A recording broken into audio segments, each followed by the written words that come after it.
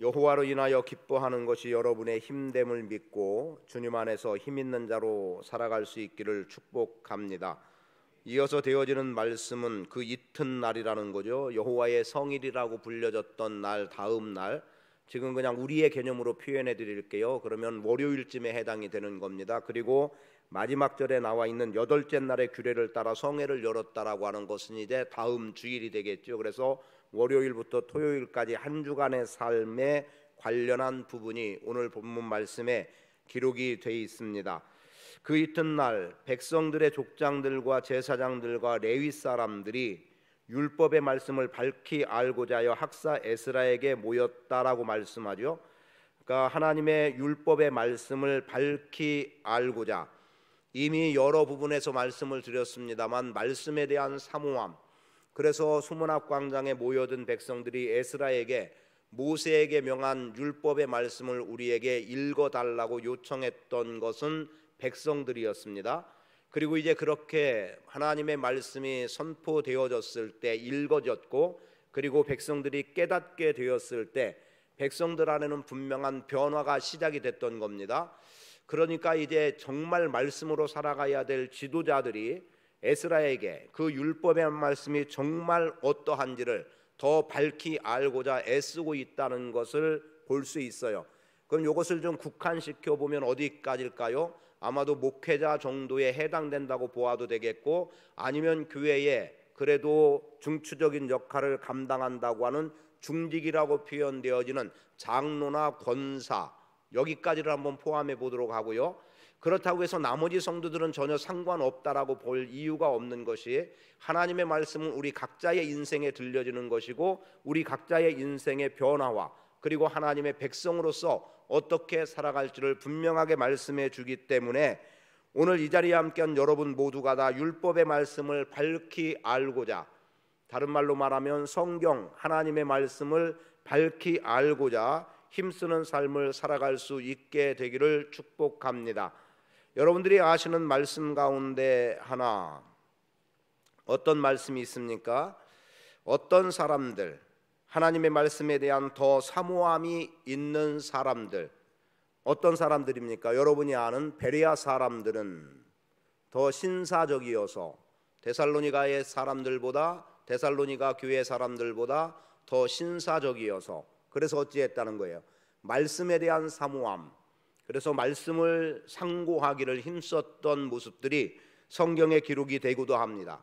저는 여러분들이 하나님의 말씀을 더 밝히 알고자 하는 애씀, 노력이 여러분 안에 있게 되기를 바랍니다.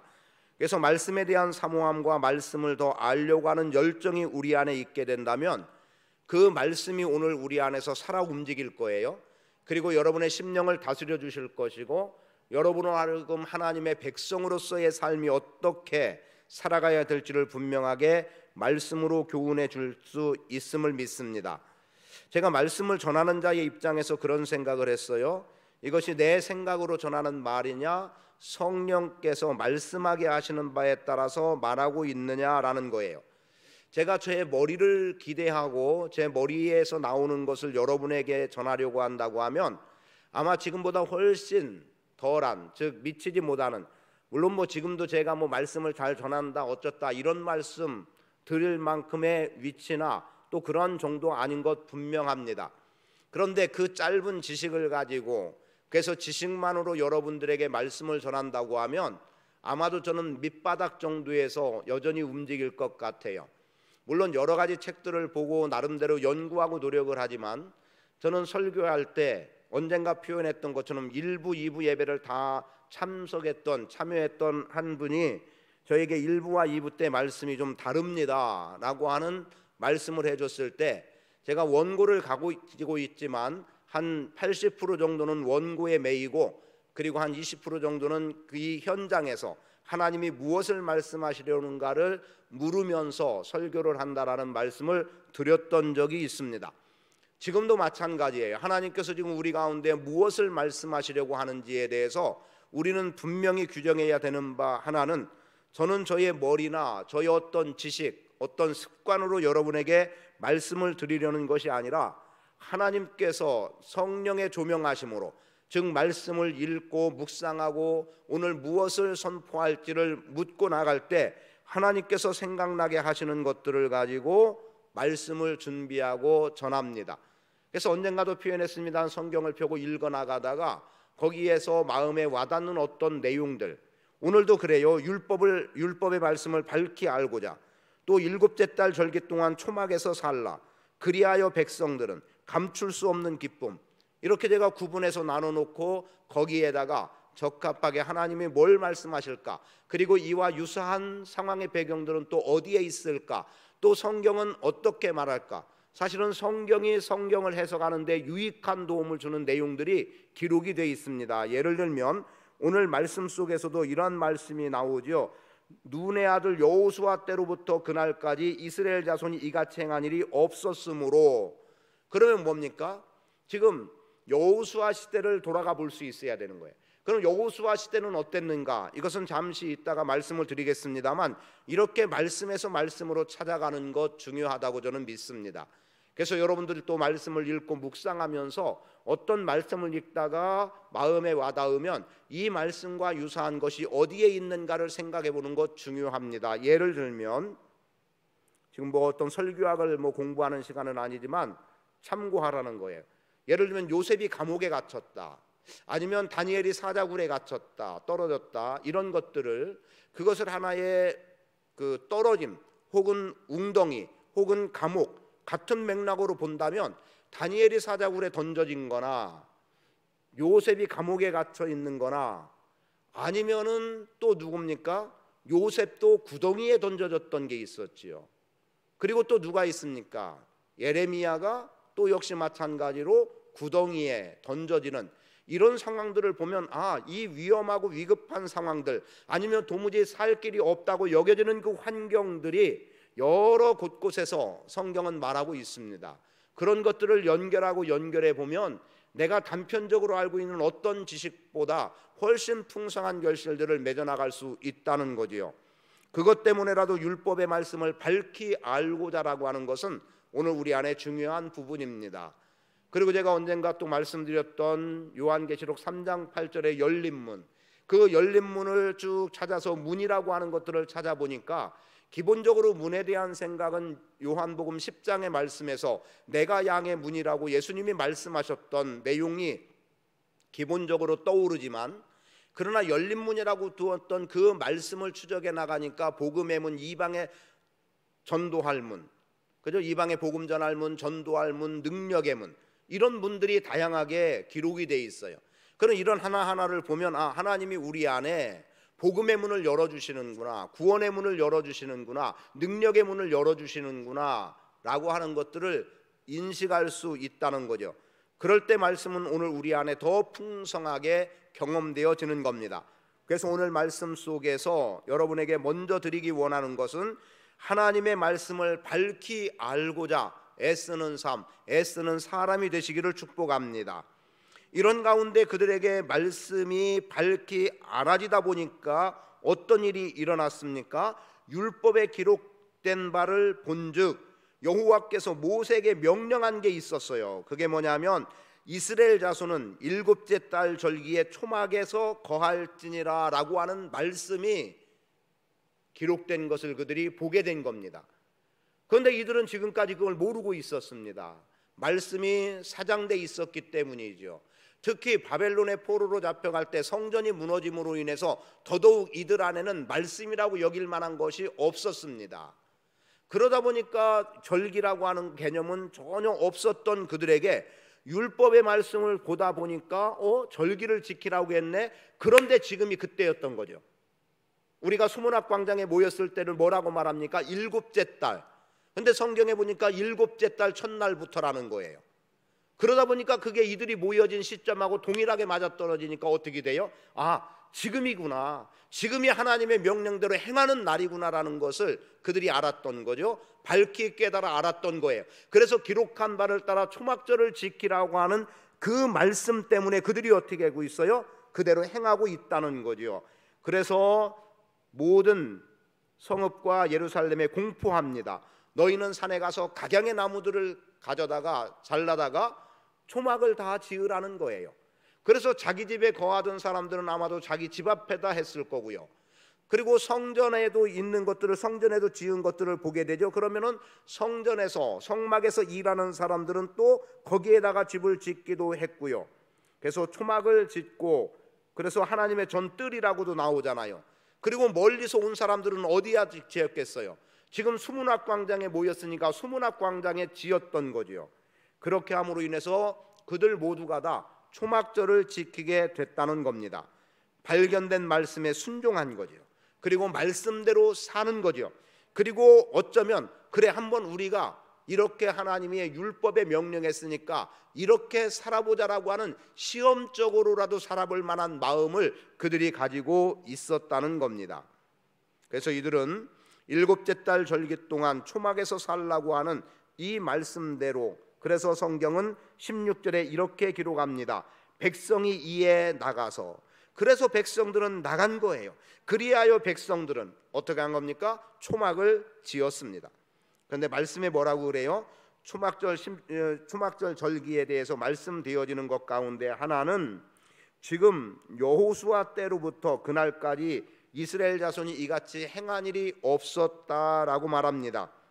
그러면 초막절과 같은 절기가 지켜졌던 것은 여호수아 때, 자, 이스라엘 백성들을 돌아봅니다. 애굽에서 종로로 됐어요. 그리고 이들이 구원을 받습니다. 해방이 된 거죠.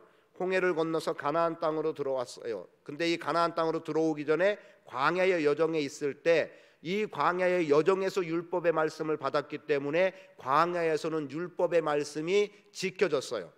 그런데 가나안 땅에 들어가면서부터 지켜지지 않은 이유가 뭐겠습니까? 그들은 그 땅을 정복해야 됐습니다. 그러다 보니까 전쟁이 우선이 될 수밖에 없었어요. 그리고 또 그 땅에서 전쟁을 치르고 살다 보니까 이제 환경이 말씀 그대로를 가져다가 본다면 뭐예요? 네가 짓지 않은 집에서 살 것이고 네가 심지 않은 과실을 먹을 거라는 거예요. 그러면은 그 말씀만 그대로 가져오면 이들은 편안함의 삶을 사는 거죠. 편안하게 살다 보니까 어느 순간 절기에 대한 망각입니다. 한국교회도 어렵다라고 할 때에 가장 부흥했던 시점 아닙니까? 그리고 그때는 지금과 비교할 수 없는 경제적인 교회 재정의 문제는 분명히 커다란 차이가 있지만 그때 드려짐에 그것은 가장 가치 있었고 가장 큰 역할을 감당을 해왔어요. 그런데 지금은 점점 드려짐이 줄어들고 있죠. 젊은 세대들은 11조 생활하는 사람들이 거의 다 사라져가고 있습니다.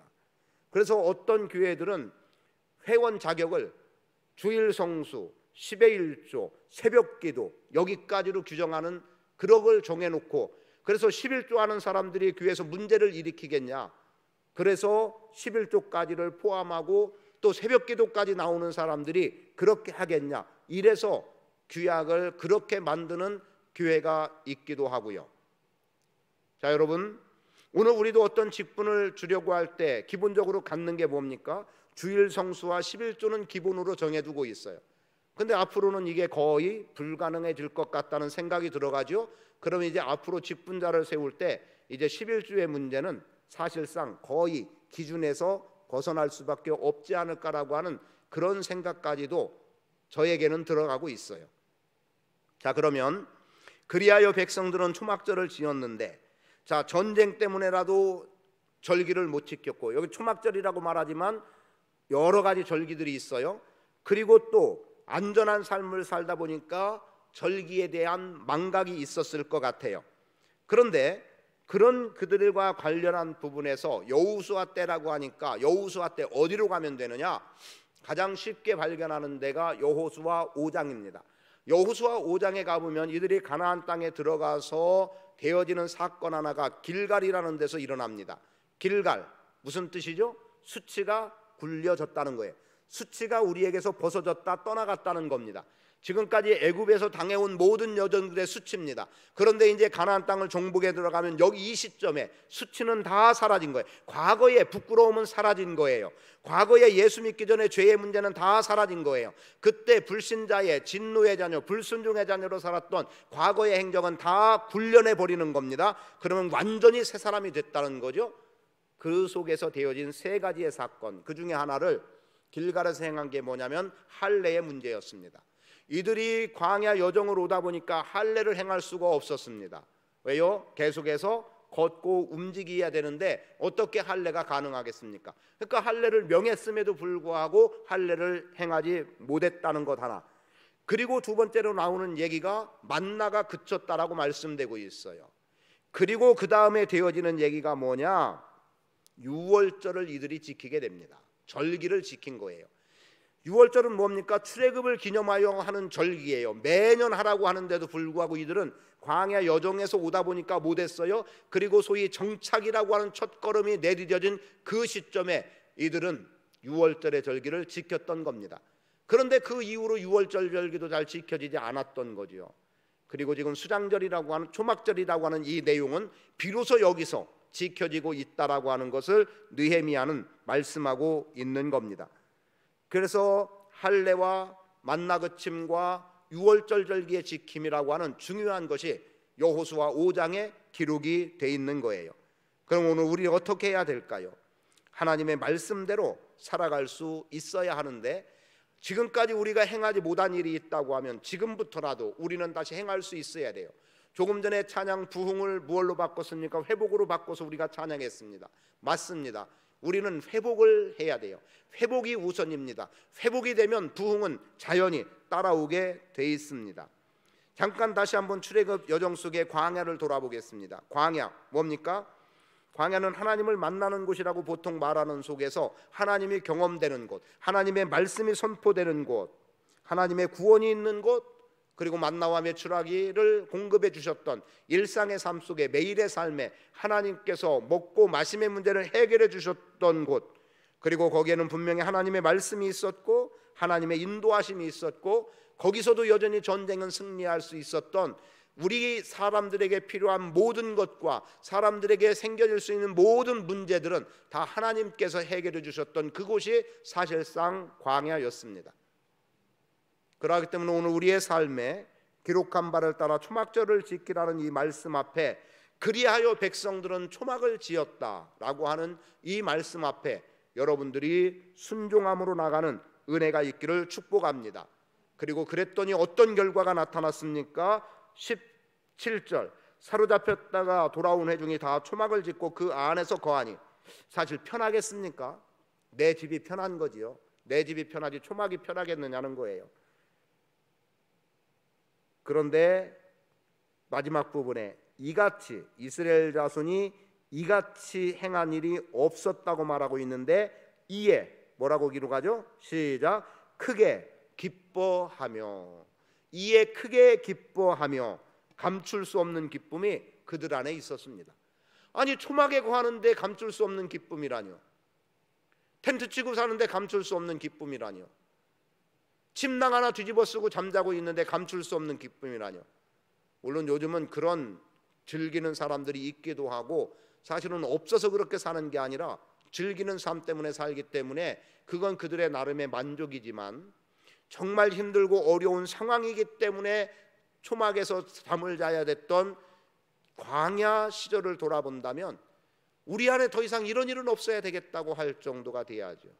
판벽한 집이라고 하는 아파트와 같은 곳에서 지금 우리가 살아가고 있다고 한다면 옛날 초가집 그리고 소위 변소라고 불려졌던 그런 불편함, 지금 다시 그러한 삶을 살려고 하는 사람들이 있겠습니까? 물론 자연으로 돌아가 사는 사람들이 있기도 하지만 지금 초막에 거하게 되는 이 일주일의 그들의 삶은 감출 수 없는 기쁨으로 넘쳐났던 거예요.